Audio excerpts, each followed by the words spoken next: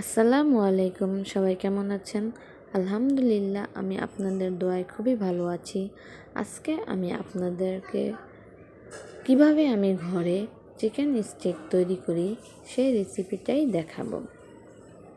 Chicken stick তৈরি করার জন্য আমি মুরগির মাংসগুলোকে ছোট ছোট পিস করে কেটে নিয়েছি। আপনারা দেখতেই পাচ্ছেন কতটুক ছোট ছোট পিস করে কেটে নিয়েছি। তো এখানে আমি মাংসের সাথে এখন সব ধরনের মশলা অ্যাড করব।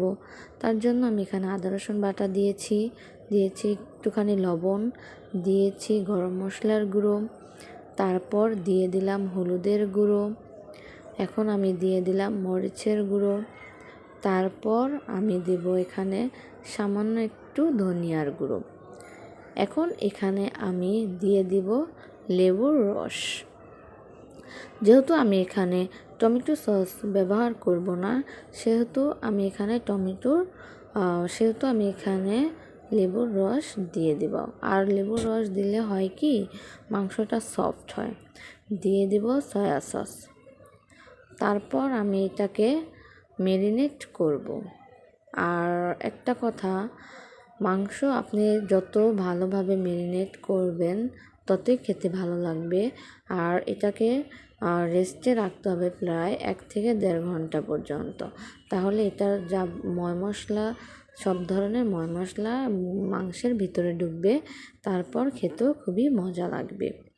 তো এখানে আমি সামান্য একটু তেল দিয়ে এটা ম্যারিনেট করে রেখে দিলাম 1 ঘন্টার মতন। এই তো আমি এখন চিকেনগুলো স্টিকের ভিতরে ঢুকিয়ে নিব।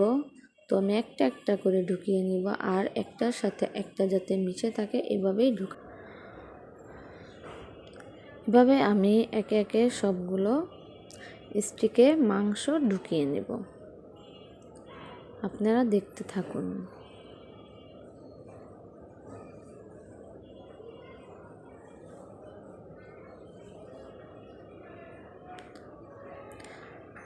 চিকেনগুলো ঢুকানোর পর এভাবে আপনারা এটাকে হাত দিয়ে চাপিয়ে চাপিয়ে দিবেন।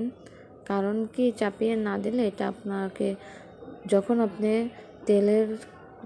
তেলে দিবেন তখন এটা ভালোভাবে ভাজা হবে না। দেখুন আমি সবগুলো এভাবেই ঢুকিয়ে নিয়েছি। এখন আমি এটা তেলে ছাড়বো। আর চুলা কিন্তু একদম লো হিটে থাকবে, বেশি বাড়িয়ে দিবেন না, তাহলে উপর দিয়ে পুড়ে যাবে, ভিতর দিয়ে হবে না। এখন আমি এগুলো উল্টিয়ে দেব। আর আমার এখন এটাই কাজ হচ্ছে, উল্টিয়ে একটু পরপর জাস্ট উল্টিয়ে দেওয়া। তো আমার ভিডিওটা যদি আপনাদের ভালো লাগে তাহলে লাইক কমেন্ট করতে ভুলবেন না। এই দেখুন, খেতে কিন্তু খুবই মজা হয়েছিল, ভালো লেগেছিল, খুবই মজা। আপনারা বাড়িতে ট্রাই করবেন। আপনাদের জন্য শুভকামনা রইল। ধন্যবাদ আমার ভিডিওটি দেখার জন্য। আসসালামু আলাইকুম।